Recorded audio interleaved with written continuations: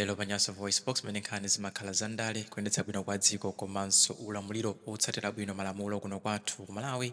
A Frederick Bile Malata akuti yayi samakomene mbuzi kugunda galu ama MP musamangofulumira kulankhula kuti yayi a president afufuzidwe kapena kuti sona ya president ndi yabodza. Nanunso ofunika kuti mudzifufuzidwa kuti kodi ku constituency kwanu ndalama za Constituency Development Fund CDF mukuzigwiritsa ntchito bwanji mdziko muno. Tikumbukira mbuyomu olemekezeka Anzomera Ngwira adamangidwapo chifukwa chakuti adawapeza olakwa posokoneza ndalama zokwanira 250,000 Malawi kwacha zimene zimenera kuti zigwire ntchito zosiyanasiyana ku constituency kwawo. Nde ulendo unonso musanayambe kuwakuwa president kuti ayisona ndi abodza ma MP nonse mfufuzidwe ndipo mutibweretsere kalondolondo yense kuti ndalama za Constituency Development Fund timamva kuti ma MP alandira 200 million Malawi kwacha kuti ndalama zimene zizi zimayenda bwanji. Maganizo amenewo a Frederick Bile Malata pano pa Nyasa Voice Box ndi akamaliza chonda Malawi mutiuza maganizo anu in the comment section below kuti zimene akunena Frederick Bile Malata pa nkhani yokhudzana ndi CDF ndi nkhani zina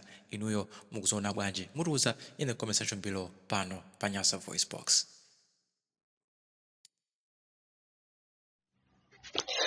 Ine ndine Frederick Bile Malata, mmodzi mwa anthu amene timayankhulapo mu nkhani zosiyanasiyana zochitika mu dziko lino la Malawi.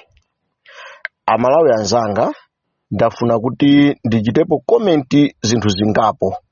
Ndifuna ndichitepo komenti maka za zaka zimene zipani zimene zikufunanso utsogoleri zalamulira dziko lino, komanso ndifuna ndichitepo machitidwe amene akhala akuchitika maulamuliro azipani zimene zalamulira kumbuyoku, komanso ndifuna ndikambepo nkhani yokhudzana ndi transparency and accountability imene anthu sakukambirana yokhudzana ndi ma MP kuti maka ma auditing achitike ma constituency.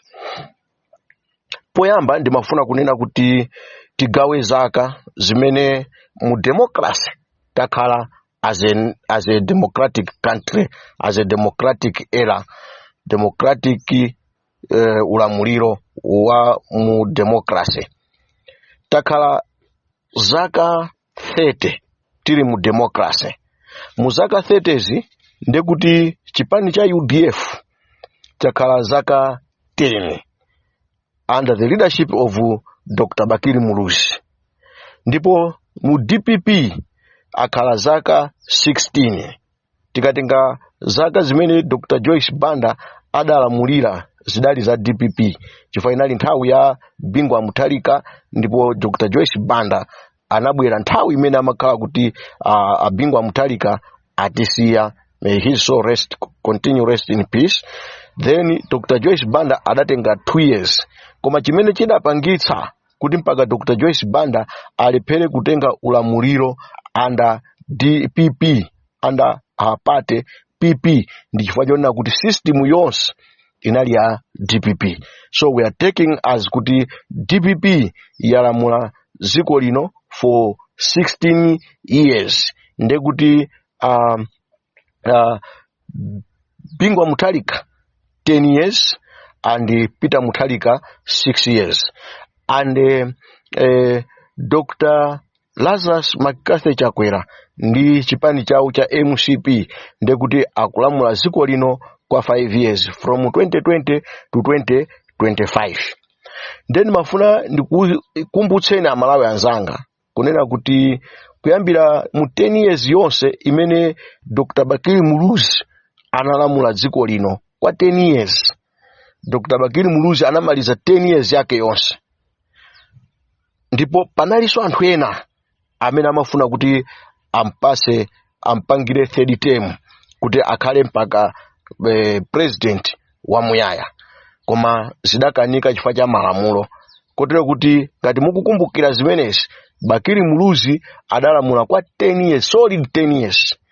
Munthawi imene Dr. Bakili Muluzi amalamula sitidaoneko ma demonstrations, sitidaoneko zisokonezo kuti boma lake linali ungovernable. Aliyense amakhala ndi mtendere. Kotero kuti Bakili Muluzi amakwanitsa kuti kaya wina wake akufuna kuti akuyankhula zake amamuyitana ndi kukumana naye ndi kuchezerana osati mongopatsana ndalama koma mwa reasoning kotero kuti kunalibe nkhani zoti zongobwera ma demonstrations and the like. Koma zinthu zinasintha mu 16 years ya DPP kuti pa 10 years imene Bingu anatengaso ulamuliro from UDF. 10 years ya Bingu ulamuliro wake udakhala ovuta onena kuti wazisokonezo ungovernable kotero kuti anthu adamuukira mosogozedwa ndi comrade Undule Mwakasungula zimene mpaka anthu ena okwana opyolera 20 adaluza moyo kumpoto kumene kudapangidwa amanena kuti shoot to kill imene mpaka adapezeka kuti apha anthu oposera 20 amene adaphedwa kumpoto pa nthawi imene apanga ma demonstrations.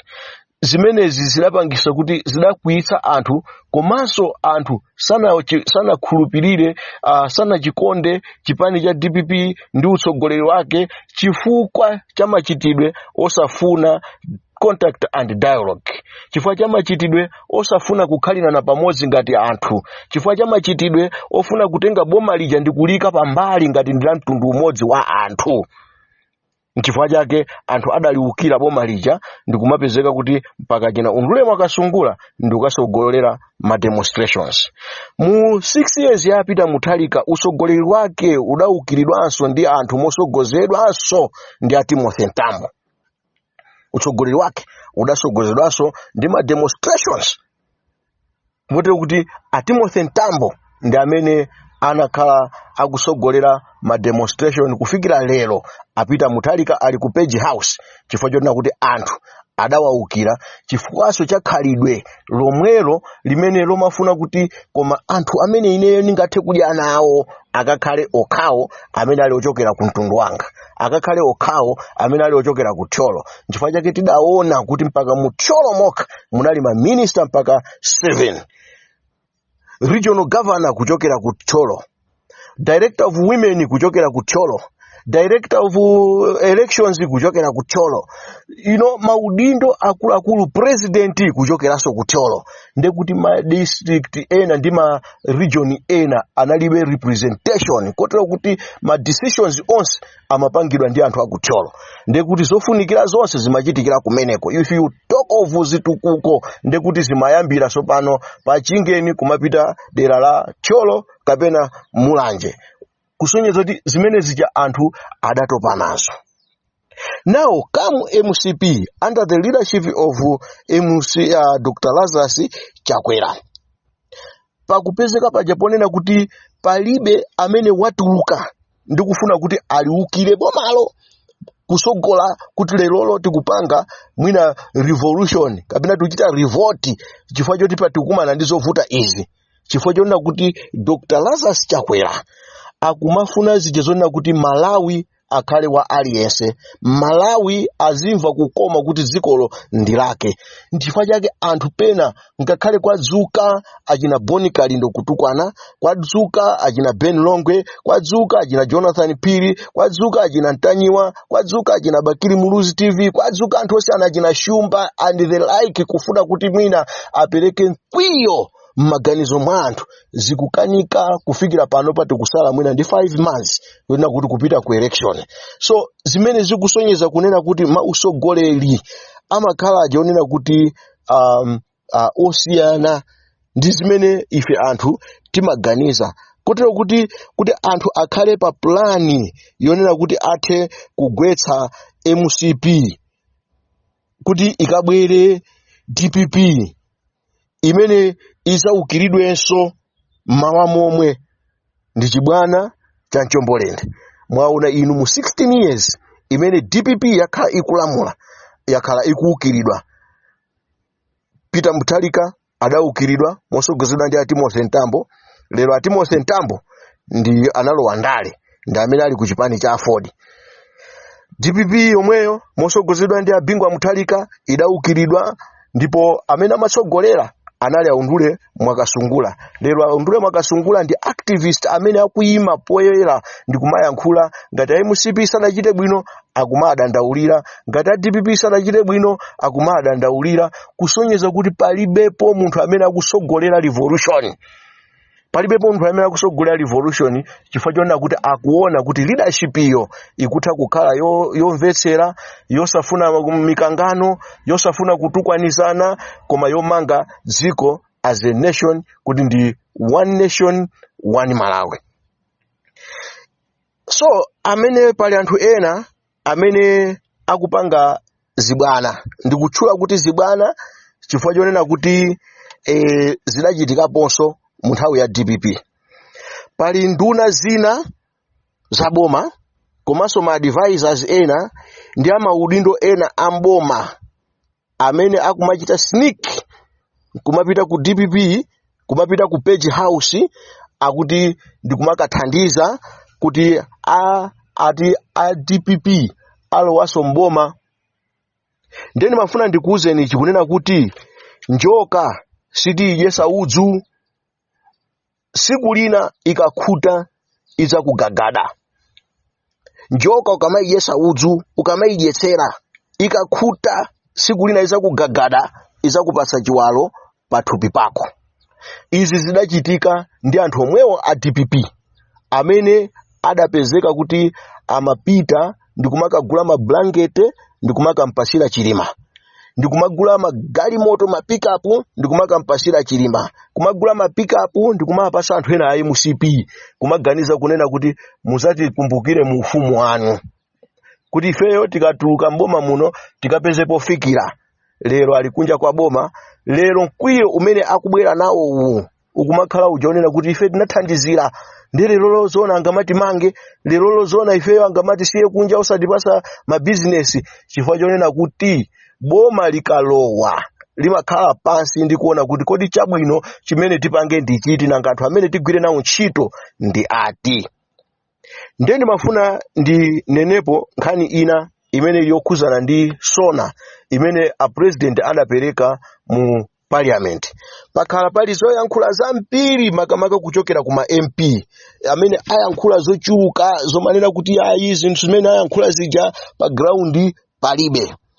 Nde kumakapezeka kuti president uja amayankhula kuti constituency yakuti kwachitika zakuti information imene adali nayo. Nde ma MP aja akubwera akunena kuti zimene zija ndi zabodza. Nde a president achita withdraw nkhani zina zamu SONA zija achita withdraw kuti pafufuzidwenso kuona kuti kodi zituko zimene zija sizidachitike chifukwa chani. Nde wina akubwera akupereka proposal yonena kuti pakufunika kuti pakhale ma auditors azungulire ma constituency monse aone kuti ma MP adagwirisa ntchito bwanji ndalama zimene akhala akutenga 200 million kuti paoneke zona zake. Nde ena akutsutsana nazo kumakanena kuti ayi koma tizikachita audit ku State House chifukwa chonena kuti ku State House ko kwaonongeka ndalama koma ma MP tiasiye. Nde ine ndimafuna ndinene kuti there is presidency imene one honorable Reverend Zomera Ngwira adakagwira ndende chifukwa choti ku constituency kwake kudaonongeka ndalama yokwanira 250,000 koma anakaseva. Nde lero tisabakire ma MP amene akunena kuti ku constituency kwawo sikudachitike chinthu china chilichonse koma iwo ndi amene ana custodians a 200 million. Nde tinene kuti kusakapangike ma auditing nde kuti tikulakwitsa.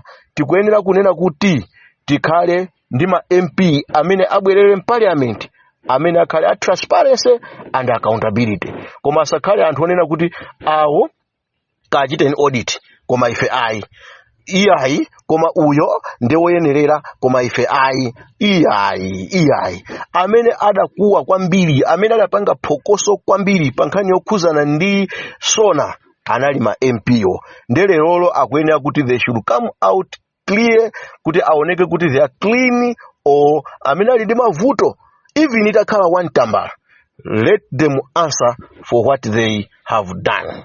So ine ndikuganiza kunena kuti kuchita auditing kuma constituency ndi chinthu chabwino kwambiri chimene chithandizire kuti tidziwe as a nation kuti kwenikweni chimene chidachitika ndi chani. Pomaliza ndikufuna ndilimbikitse maka nduna za boma ili kuti zipitirire kugwira ntchito molimbika mosayang'ana 16 September, koma they should see kuti they have a country to rule, they have a country to lead. This is the country they are saving, this is the nation they are saving. Osati kuyang'ana kuti okay ndigwire ntchito mongofuna kuti at least pa 16 September tiduse.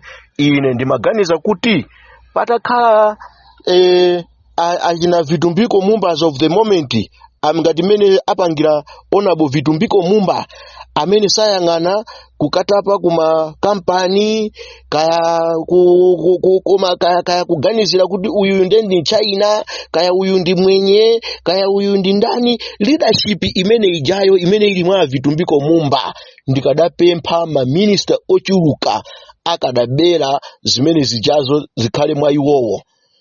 Be it Minister of Finance akanakhala kuti akubera zimene zijazo kunena kuti akakhala kuti amva chinthu ndi kuchikonza mwansanga chonena kuti aliyense nkumadziwa kuti apapa ndepa ali nduna ngati Honorable Vitumbiko Mumba. Chifukwa Honorable Vitumbiko Mumba ndi munthu amene ali wachinyamata amene safuna kunena kuti mwina asogoze zokhumba za mtima wake.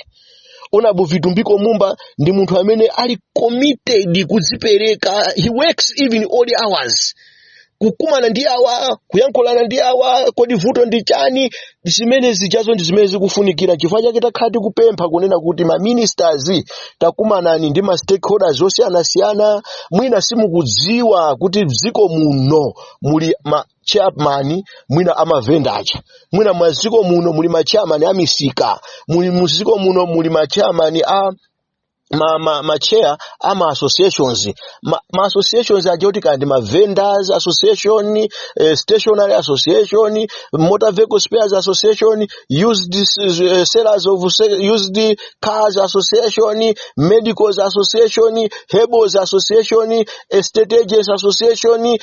Ma association anthu akukhala pano pandi kumapanga zosiyanasiyana kuti azikambirana, ma registered organizations onena kuti ma meeting amene mukupanga asakhale achibisira.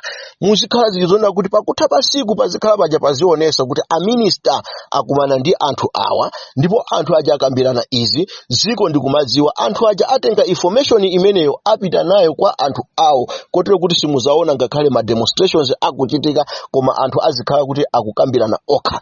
Of recent today kunali zochitika mtown zimene anthu ogwira ntchito mwamwenye nawonso akumva kuwawa kunde anena kuti iya ifeyo timasalales athu sili ma conditions salibo tenti kumane koka kumana kuja akupezeka wina akuganiza zijazonena kuti andi kuma demonstration akuyamba kugenda magali moto.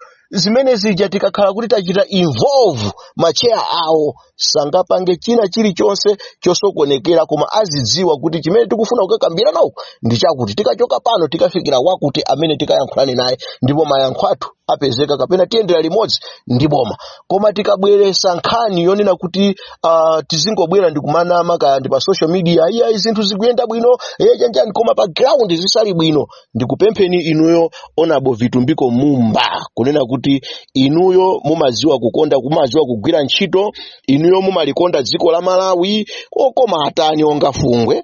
Ifeyo tutikunena kuti His Excellency Dr. Lazarus Chakwera ndi mulungu amene adampasa nzeru ndikakutengani inuyo uko ndikukokani kunena kuti be in my cabinet. Chifukwa anthu mwina amangoona ndale. Chifukwa chake tikunena kuti tiyeni ndale izi tizisiye pambuyo koma chitukuko patsogolo. Nthawi imene mmapita ku convention Honorable Vitumbiko Mumba anthu samakumvetsani, mwina amangoona ngati kuti mungofuna kuti inuyo mukakhale pampando koma kutengedwa ndi kukasidwa mu cabinet zapereka picture yonena kuti you are a man and a half. Munthu amene mazichita commit pa ntchito muchina chilichonse. Therefore continue to work hard, make sure kuti sugar uja afike pa 2600 ndipo muendereso ngakhale kusalima sugar company mukapeze kumene kujako kuti mavuto ndi chani chifukwa tidamva kunena kuti ma account awo adatsegulidwa panopa they were supposed to be operational on the ground ndekuti sugar wailovu ali apo wasalima sugar ali apo ndeti kukhulupirira kuti mitengo ikanakhala ikumenyana tikukhulupirira kuti Eskom ionekeso bwinobwino imene ijayo kunena kuti it should be doing as business as government company imene iliyoti a profitable imene koza mapanga profit kotero kuti asamangokhala mu office kuti basi panopa tikuyang'ana mafomu a 2020 nde inuyo mudikirire panopa munachita apply kumene ifike point imene ichitinga timene akupangira anifi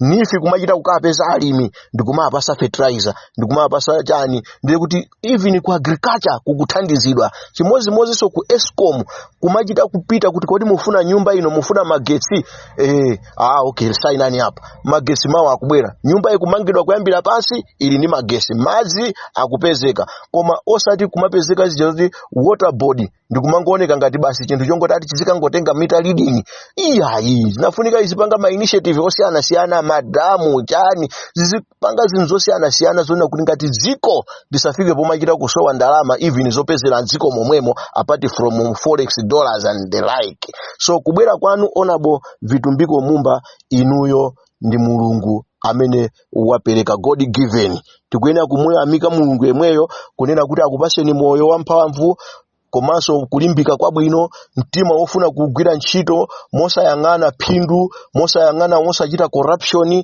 tinaonapo ife panali activist wina anapita ku CP Feeds kukapezeka wene kuja kuti ati akayang'ane kuti zinthu sizikuyenda bwino atangolangitirapo kanga chepe nkhani inathera pomwepo osaonekaso kumene yathera koma inuyo simuyang'ana za chuma cha munthu koma mumayang'ana dziko la Malawi mukuyang'ana munthu wa dziko la Malawi mukuyang'ana Dr. Lazarus Chakwera kuti mumuthandiza bwanji kuti picture yake isaonongeke continue to be as it is your honorable Vitumbiko Mumba ambuye akudaliseni chifukwa cha nthawi imene mwakhala nane ndikumvesera ambuye akhale nanu nonse ine ndine Frederick Bile Malata.